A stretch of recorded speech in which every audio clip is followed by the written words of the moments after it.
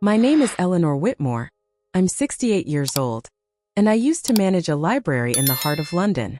My small apartment in Notting Hill is filled with books, soft light, and memories of Henry, my husband of 45 years, who passed away suddenly 8 months ago from a heart attack.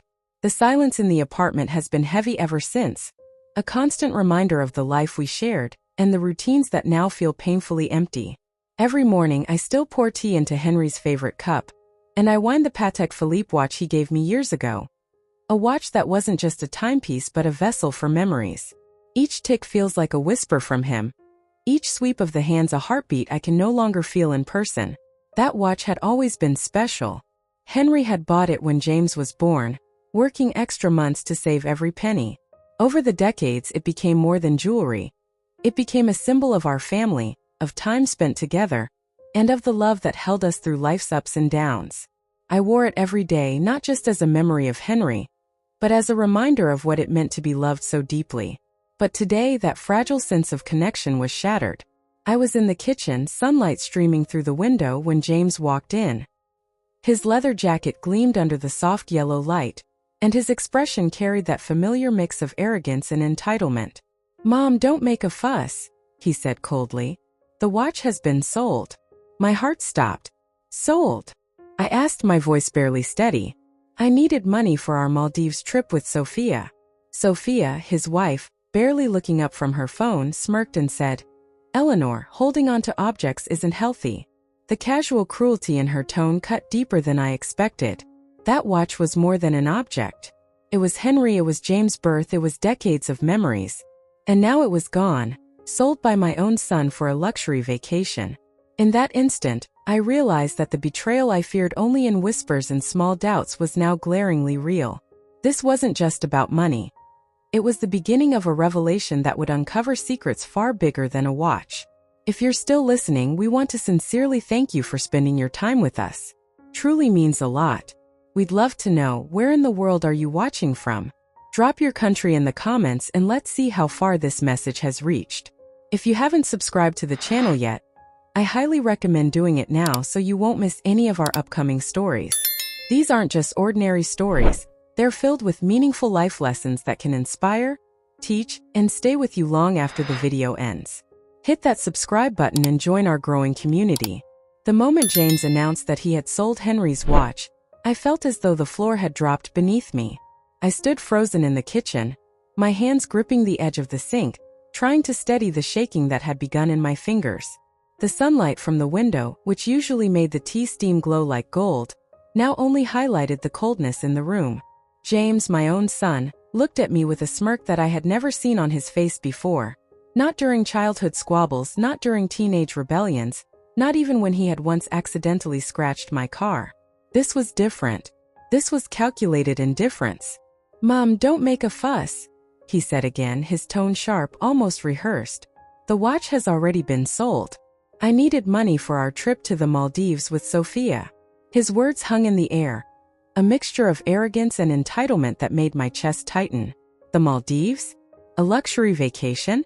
This was my husband's watch, Henry's gift, a symbol of decades of love and memory, and it had been exchanged for sand, sun, and cocktails, while I remained here steeped in grief. Sophia, his wife, finally glanced up from her phone, her lips curling into that same condescending smile I had come to recognize. "Eleanor, clinging to objects isn't healthy," she said, as though lecturing a child. She leaned back against the counter, scrolling lazily through her phone, completely disengaged from the emotional chaos she was standing in. Her casual cruelty made my blood boil. The audacity of both of them. It wasn't just about the money. It was the blatant disrespect for Henry, for our family, for me. I sank into a chair, pressing my palms against my face. The betrayal cut deeper than I expected. I had lost Henry, the love of my life, and now the very people I had raised and trusted were trampling over his memory. Every small kindness I had shown James in the past, every time I had guided him, worried about him, sacrificed for him, it all seemed irrelevant now. I felt a swirl of grief, anger, and disbelief that made it hard to think, hard to breathe. Yet, beneath the shock, a seed of determination began to grow. If they thought this betrayal would leave me powerless, they were gravely mistaken. I forced myself to stand, taking a deep breath as the room spun slightly. "James," I said slowly, my voice firm despite the tears threatening to spill. "I want the address of the pawn shop. I want to know where my husband's watch went." His eyes flicked away, the smirk faltering for a split second. "Why? What difference does it make now?" he replied, though I detected a hint of unease beneath his practiced nonchalance. I ignored him. I would go to Camden myself if I had to, reclaim that watch, and perhaps in the process, uncover why they had felt entitled to betray both Henry and me. The anger and grief I felt were no longer just emotions, they were a fuel, a call to action. I realized then, standing in that kitchen with sunlight catching dust motes in the air, that this wasn't only about a watch. It was about trust, it was about respect, and it was about showing James and Sophia that actions have consequences. As they left, the door closing with a heavy thud, I sat back down, my fingers curling around the empty wrist where the Patek Philippe had rested. My heart ached, yes, but amid the pain, a quiet resolve settled in. I would not let Henry's memory be dishonored. I would confront the betrayal head-on. And somehow I knew this was just the beginning. The following morning I found myself walking through the cobbled streets of Camden, my coat pulled tight against the early spring chill. Every step toward Camden Lock Pond felt heavy, as though I were approaching a place where the past and present collided. The narrow streets buzzed with weekend tourists, buskers, and the occasional clatter of bicycles, but I was in a bubble of purpose that shut out everything else. This was not a casual errand. This was a mission to reclaim a piece of Henry, and perhaps unknowingly, a key to secrets he had kept hidden for decades. The pawn shop was smaller than I had imagined, cluttered with stacks of old watches, jewelry, and odd trinkets, the smell of polished wood and metal mingling with a faint trace of dust. Behind the counter stood Oliver, the owner, a tall man with arms covered in tattoos that peeked out from his rolled-up sleeves. His eyes were sharp but carried a trace of empathy as he looked at me. "Mrs. Whitmore, I presume?" he asked as though expecting me. My heart skipped. How did he know my name? Then I remembered James had mentioned something in passing. "Yes," I said, my voice trembling slightly. I'm here about my husband's watch." Oliver nodded, leaning on the counter. "James warned me you might come," he said, his tone neutral but knowing. "The watch was sold this morning to a man paying in cash. He seemed particularly interested in it. But we did discover something unusual." He reached under the counter and produced a small, unassuming envelope. My fingers shook as I took it, unfolding the paper inside. Inside was a small slip of paper, yellowed with age. On it, in Henry's familiar handwriting, were letters and numbers that made my head spin. LS 7742 LD 0612 EW. I blinked, rereading the sequence, my mind racing to understand. Henry had never mentioned a secret in that watch, not once in 45 years of marriage. Yet here it was, hidden in a tiny compartment he must have created himself. My pulse quickened, a mixture of shock and intrigue flooding through me. Oliver's voice pulled me from my thoughts. "He left it very well hidden. Whoever bought the watch didn't seem to open this compartment. They were focused on the watch itself, not the contents." I nodded mutely, staring at the paper as though it were a puzzle laid out just for me. Each combination of letters and numbers felt like a breadcrumb, a secret message from Henry. What could it mean?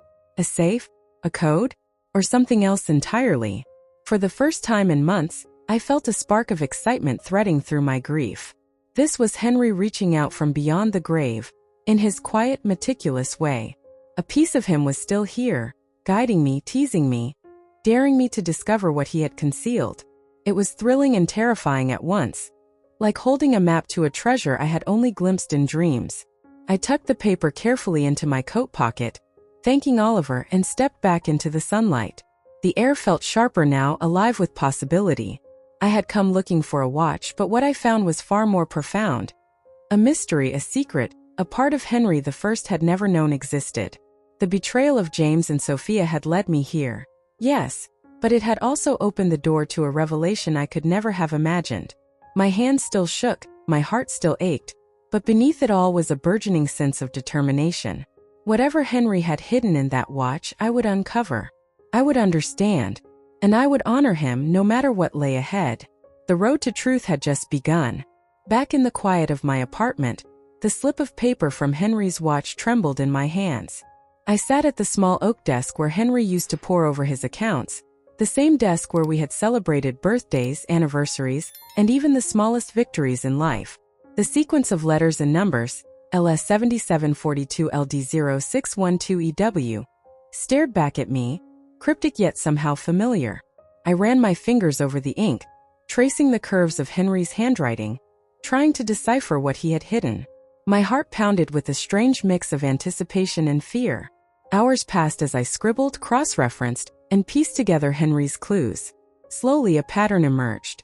LD0612EW, 12 June. LD, Eleanor Whitmore. I whispered aloud, my voice catching in my throat. Could it be that simple? Could Henry really have left a key to something far bigger than a mere keepsake?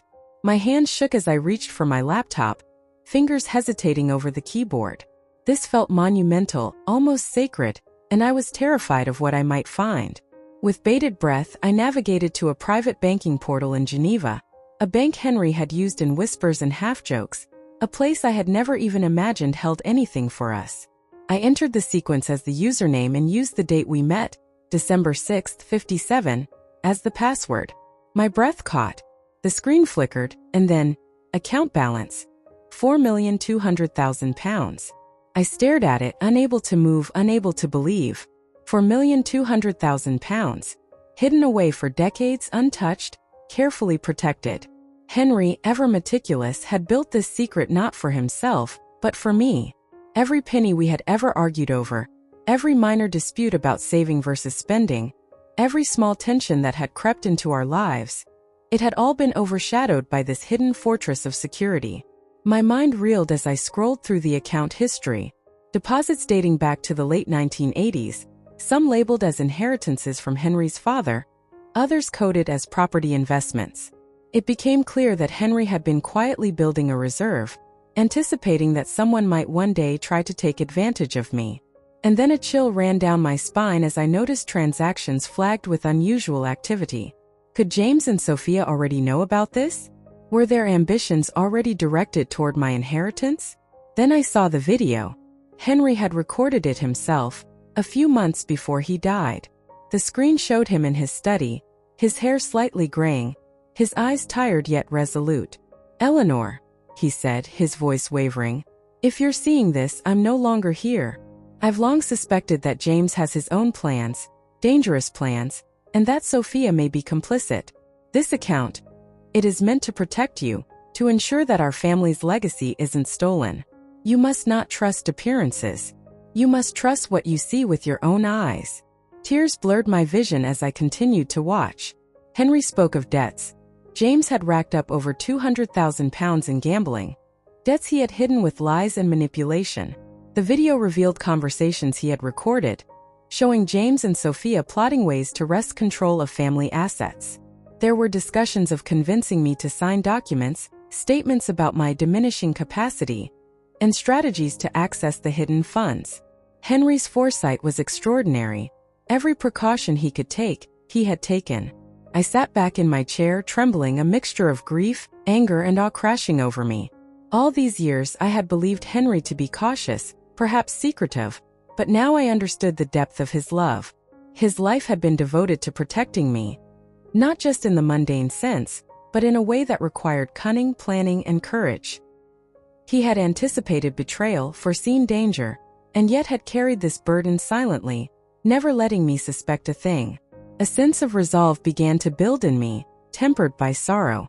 James had sold the watch for a vacation, but in doing so, he had inadvertently led me straight to this revelation.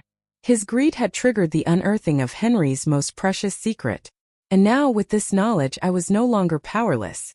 I had the evidence, the means, and the understanding to protect myself and honor Henry's intentions.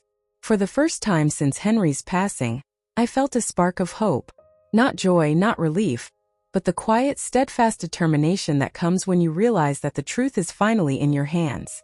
And with it, the promise that justice, for Henry, for me, and for the life we had built, was not just possible, it was inevitable. The phone rang late that evening, its shrill tones slicing through the silence of my apartment. I hesitated before picking it up, my hand trembling. Not with fear, but with a growing sense of anticipation. The caller ID read, James Whitmore. My stomach twisted. The very son who had betrayed me, who had sold Henry's watch for a vacation, was on the line. Mom. His voice sounded different this time, strained, almost hesitant. Sophia says you caused a scene at the pawn shop. What's going on? His casual arrogance was gone, replaced by a threat of unease that I had never heard before. I paused, weighing my words carefully. The watch is gone, James. That's all you need to know, I said, my voice calm but measured, concealing the storm within. I just want to know about that paper. He pressed, the curiosity and worry in his tone betraying him. The one from the watch. What did it say? I sensed the lie hovering beneath his words. He wasn't asking for curiosity's sake. He was calculating, plotting, trying to gauge whether I had discovered what Henry had hidden. I felt a surge of anger, but it was laced with a sharper, colder clarity. It was nothing important, I lied smoothly, tucking away the paper safely. As soon as I hung up, my mind raced. James had called for a reason. Something was at stake, something he feared I had uncovered. I couldn't wait for him to make the next move. I had to act, and I had to find proof. I began rifling through Henry's old desk, searching through drawers that had once been organized with meticulous care. Amid stacks of invoices, bank statements, and property records, I found 2 envelopes that had been deliberately hidden in a false bottom of the desk drawer.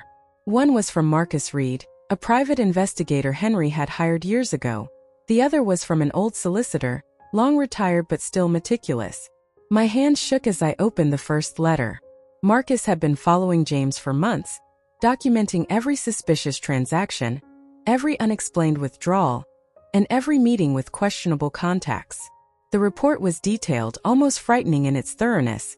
James had set up a shell company, Westbridge Holdings, purchasing properties that Henry had sold years before, all designed to funnel money, hide debts, and prepare a future claim against me. The plan was methodical and ruthless. The second envelope held corroborating evidence from Henry's solicitor. There were letters and documents proving that James had attempted to gain legal authority over our estate by painting me as incompetent and incapacitated, likely to justify seizing the hidden bank account.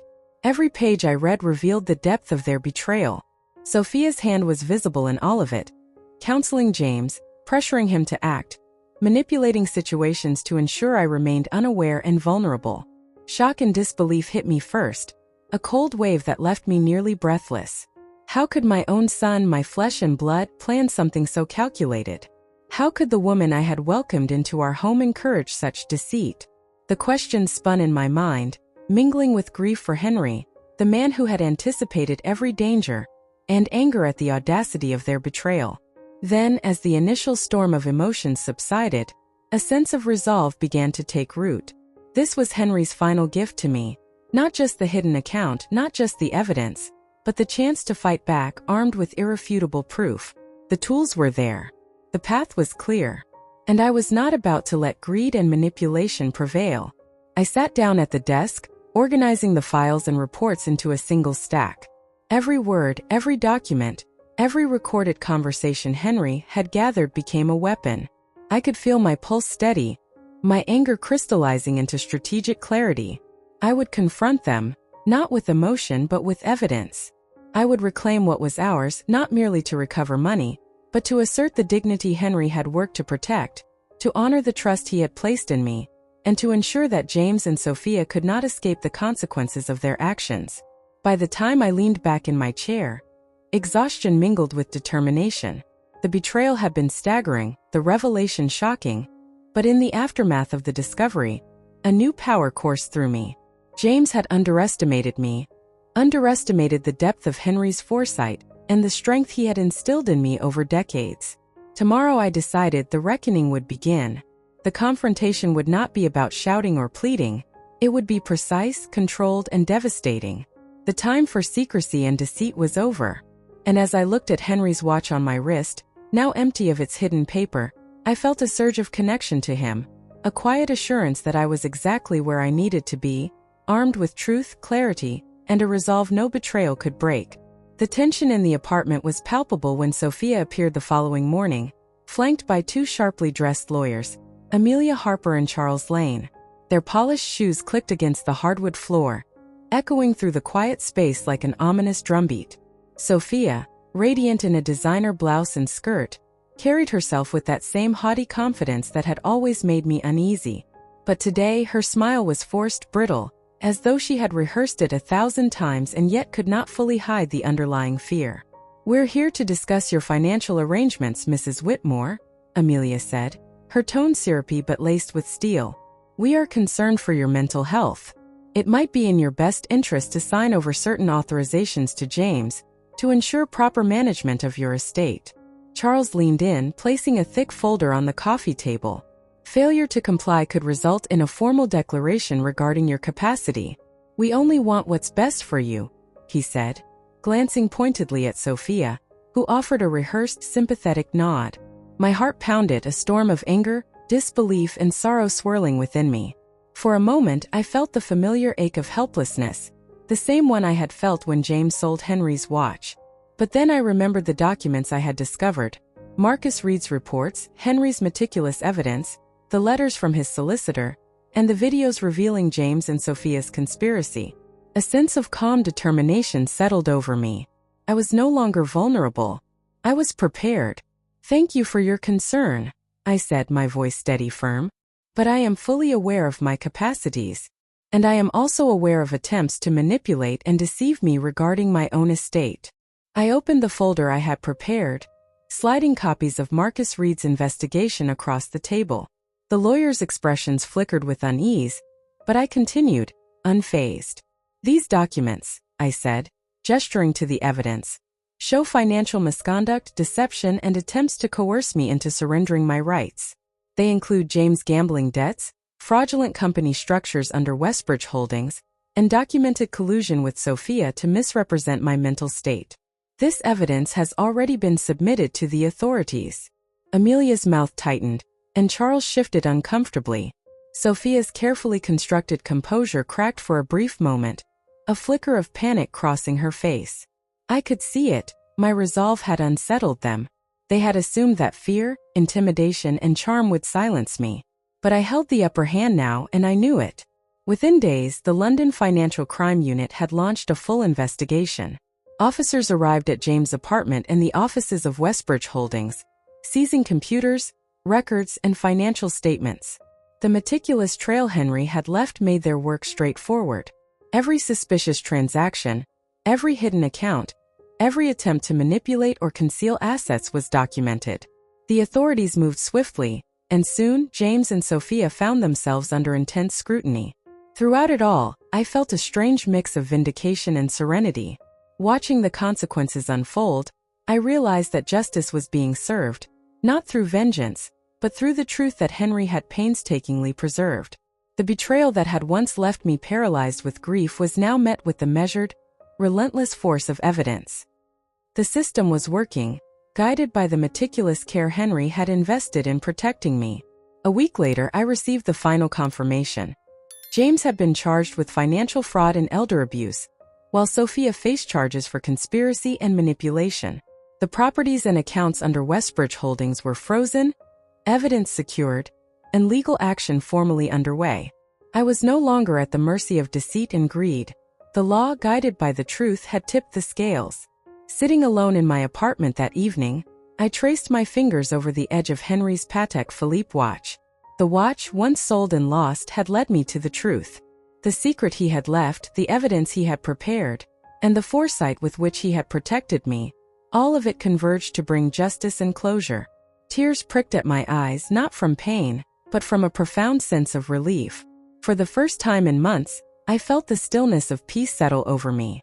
The betrayal that had once seemed insurmountable had been confronted, challenged, and dismantled. My son and his wife, who had sought to manipulate and harm me, were facing the consequences of their choices. And I, armed with truth and guided by love, had reclaimed my power. In that quiet apartment, amidst the warm glow of late afternoon sunlight, I realized the depth of Henry's love and care. He had protected me even in his absence, ensured that justice would prevail, and left me with not just material security, but the reassurance that I could face any challenge with courage and clarity. The watch ticked softly on my wrist, each sound a heartbeat connecting me to Henry, to our life together, and to the truth that had always guided me. Finally, I exhaled fully, letting the weight of the months of grief, betrayal, and fear fall away. Justice had been served. Integrity had triumphed. And at last, I felt the calm, steadfast peace that comes from knowing that love, foresight, and courage are stronger than any deception, betrayal, or greed. A few weeks after the legal proceedings began, a quiet knock sounded at my door. I opened it to find a tall man, formally dressed yet carrying an air of discretion, holding a small box wrapped in plain brown paper. "Mrs. Whitmore?" he asked politely. "Thomas Blake. I was entrusted by your husband, Mr. Henry Whitmore, to return this to you." Inside the box lay Henry's Patek Philippe watch, gleaming under the soft light of the apartment, and a small USB drive. My hands trembled as I lifted the watch, feeling the familiar weight and the rhythm of its ticking. For a moment, it was as if Henry himself were sitting across from me, guiding my hands. I carefully removed the tiny compartment of the watch and inserted the USB into my laptop. The files revealed the final pieces of evidence Henry had prepared. Videos of James meeting with dubious contacts, bank transactions linking Westbridge Holdings to concealed accounts, and documents confirming the intricate web of deception and intent to manipulate me. Knowing that every piece of evidence was now in the right hands, I felt a surge of relief and gratitude. Henry's foresight had protected me, and justice had been meticulously served. James was sentenced to 3 years in prison for financial fraud and elder abuse. Sophia received 2 years for conspiracy and manipulation. Their attempts to claim the estate, to exploit and intimidate me, had crumbled entirely. The £4.2 million, once hidden in Henry's Swiss account, were transferred according to his wishes. Instead of falling into the hands of those who had sought to misuse it, the funds were donated to a children's hospital in London, establishing a new pediatric wing named in honor of Henry Whitmore. Every time I thought of that gift, I felt a quiet pride and connection to him, a way his care and love extended far beyond the walls of our home. In the weeks that followed, I began to rebuild my life. I moved to a smaller house near the serene waters of Windermere, a place where the past felt distant but never forgotten. I joined a local book club, volunteered at community programs, and allowed myself to breathe again, free from the tension that had shadowed the months after Henry's passing.